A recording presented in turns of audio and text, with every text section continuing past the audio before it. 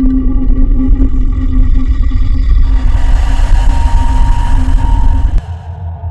was a Thursday lunchtime, just like any other. The cafeteria was loud and chaotic, so Emily, Taylor, and I ducked into the restrooms to get some quiet.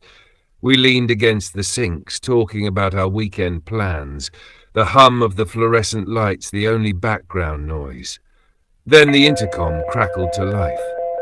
Attention! This is a lockdown. Teachers, secure your classrooms. Students, find a safe place immediately. The principal's voice was shaky. Wrong. It wasn't like the drills we'd had before. What's happening? Taylor asked, her voice shaky too. Emily glanced at the door, whispering, "Do we stay? Or what if it's not safe out there?" Before I could answer, we all froze. Footsteps echoed in the hallway, fast and frantic. Then a new sound, a metallic clang followed by a screech that made my skin crawl. What the hell was that? Taylor backed into a stall, her face pale.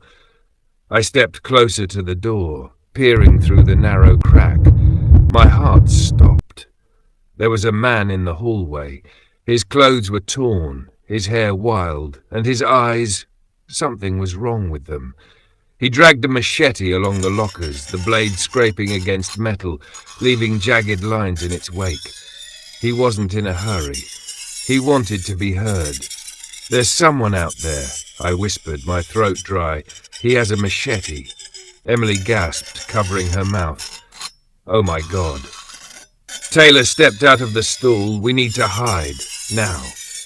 We locked the door, but it felt useless.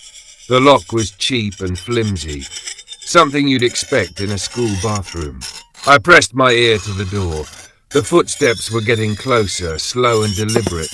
"We have to block the door," I said, but there was nothing to use, just sinks, stools and mirrors. The footsteps stopped. The handle jiggled. We all froze, holding our breath. Then came the first thud against the door. "Help me hold it," I hissed. We pressed our bodies against the door as it rattled with each hit. Splinters flew as the blade slammed against it again and again. Emily was crying, shaking her head. "He's going to get in. He's going to kill us." "Shut up," I snapped, pushing harder. Taylor's voice was barely a whisper. I can hear him breathing. And she was right.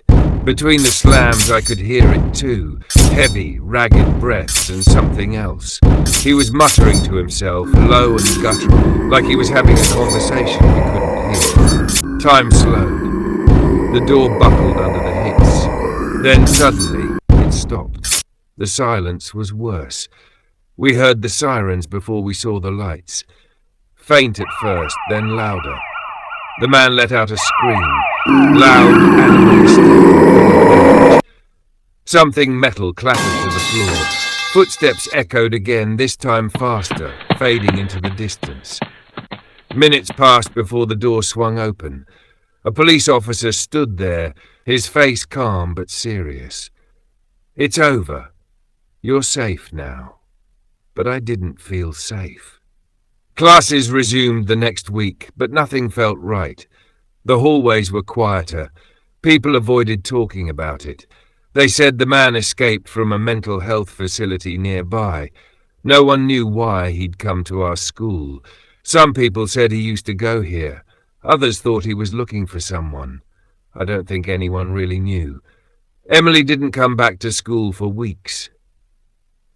Taylor was too scared to sleep without her lights on. And me? I couldn't walk past the bathroom without hearing it. The scrape of metal, the faint guttural muttering.